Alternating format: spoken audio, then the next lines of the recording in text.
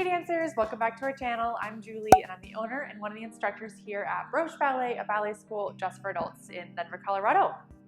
Today we are going to be talking about mindfulness, meditation, and how all of that relates to ballet. If you are having fun with us, do be sure to like, subscribe, share, all that good stuff. It really does help us out. So, on this episode of Broche Banter, I want to talk about meditation. It is something that is fascinating, very, very, very interesting, especially in the ballet world, because so many of us describe ballet as meditative or an escape or a way to kind of get your mind off of things. And I want to talk a little bit about that today. So I heard a definition of mindfulness the other day that I really liked, and that was to create space between your experience and your reactions. So how I think that relates to ballet and kind of what we're trying to do in our training is that we're trying to take what our body would naturally do, aka our experience, and separate that from what we actually let it do.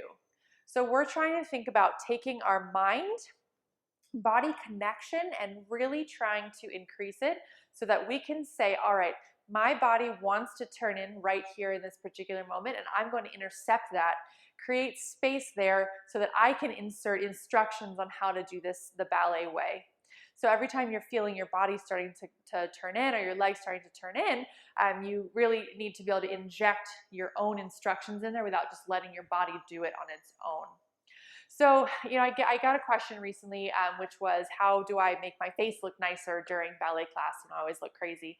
And I found it to be a funny question at first because I'm notorious for sticking my tongue out in class. I have a very wandering tongue. It thinks it should help everything and control my feet, even in my whole life, like cutting with knife, cutting with scissors, anything. My tongue helps me. So at first I thought it was a very funny question.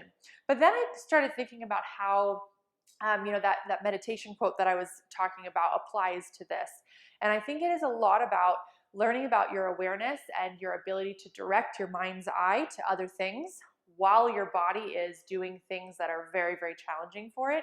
You're really trying to increase that ability to find awareness, to know when your face is doing something weird, to know when your legs want to turn in, to learn your tendencies, to learn the weird stuff that your body tries to do when you ask it to do this, and then avoid that. So I think that the big part of it is that we are trying to develop, as ballet dancers, we are trying to develop the mindfulness and the awareness of our body and what our body does naturally so that we can intercept it and replace it or update it with how to do things with your legs turned out, with an effortless upper body, with gorgeous outstretched arms. We are meditating on that. We are basically meditating on thinking about our bodies, the way it's designed and the way we are using it instead. We are thinking about our natural motor functions, our natural facial expressions, our natural tendencies to shrug our shoulders when we get anxious. We are trying to take all of those out. We're trying to be in front of our natural tendencies. This is super powerful even outside of the ballet studio. This is self-control. This is how you take your body's natural reaction for things and be able to layer on what you would like to do and who you would like to become. This is discipline, right? This is your body wanting to snooze that alarm clock, but you intercept it. Your body's natural reaction is to hit that snooze button, but you are so mindful that you can say, no, we're not doing that today. I set a goal to wake up early. We're going to do that today. And that's kind of what we're building in ballet. And through ballet is that ability to take a look at your body's natural tendencies and then be able to layer on top of them who you want to become and what you want to be. You don't have to just be what you are naturally. You can develop the ability, and what we're all working on is developing the ability to take what you are naturally and mold it and shape it into who you want to become, what you want to be. And that's super powerful. Really finding the way through ballet to be able to do that kind of thing with your body, with your mind, with your emotions, with who you want to be. That's super awesome. And that's what we're developing in ballet class.